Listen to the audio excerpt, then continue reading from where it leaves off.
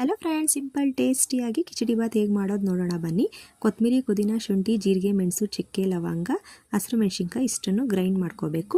ಈರುಳ್ಳಿ ಮತ್ತು ಟೊಮೆಟೊನ ಸಣ್ಣದಾಗಿ ಹೆಚ್ಚಿಟ್ಕೋಬೇಕು. ಕುಕ್ಕರ್ ಇಟ್ಕೊಂಡು ಆಯಿಲ್ ಹಾಕಿ ಎಣ್ಣೆ ಕಾದ ನಂತರ ಕರಿಬೇವು ಹಾಕೋಬೇಕು. ನೆಕ್ಸ್ಟ್ ಅದಕ್ಕೆ ಈರುಳ್ಳಿ ಹಾಕಿ ಫ್ರೈ ಮಾಡಿ, ಅದು ಫ್ರೈ ಆದಮೇಲೆ ಟೊಮೆಟೊನ ಹಾಕಿ ಚೆನ್ನಾಗಿ ಬಾಡಿಸ್ಕೋಬೇಕು. ನೆಕ್ಸ್ಟ್ ಸ್ವಲ್ಪ ಟರ್ಮರಿಕ್ ಹಾಕಿ ಅವರೇ ಬೇಳೆನ ಹಾಕೋಬೇಕು. ಗ್ರೈಂಡ್ ಮಾಡ್ಕೊಂಡಿರೋ ಮಸಾಲೆನ ಹಾಕಿ ಚೆನ್ನಾಗಿ ಮಿಕ್ಸ್ ಮಾಡಿ ನೆಕ್ಸ್ಟ್ ನೀರನ್ನ ಆ್ಯಡ್ ಮಾಡಿಕೊಂಡು ಚಿಲ್ಲಿ ಪೌಡರ್, ಧನಿಯಾ ಪೌಡರ್, ಗರಂ ಮಸಾಲಾನ ಹಾಕ್ಕೊಂಡು ಮಿಕ್ಸ್ ಮಾಡಿ ನೆಕ್ಸ್ಟು ಅಕ್ಕಿನ ಆ್ಯಡ್ ಮಾಡಬೇಕು. ಅಕ್ಕಿ ಹಾಕೊಂಡ್ಮೇಲೆ ರುಚಿಗೆ ತಕ್ಕಷ್ಟು ಉಪ್ಪನ್ನ ಹಾಕಿ ಲಿಡ್ನ ಕ್ಲೋಸ್ ಮಾಡಿ 2 ವಿಷಲ್ ಕೂಗಿಸ್ಕೋಬೇಕು. ರುಚಿಯಾಗಿರುತ್ತೆ ಫ್ರೆಂಡ್ಸ್. ಕಿಚಡಿ ಬಾತ್ ಮಾತ್ರ ಸಿಂಪಲಾಗಿ ಟೇಸ್ಟಿಯಾಗಿ ಮಾಡ್ಕೋಬೋದು.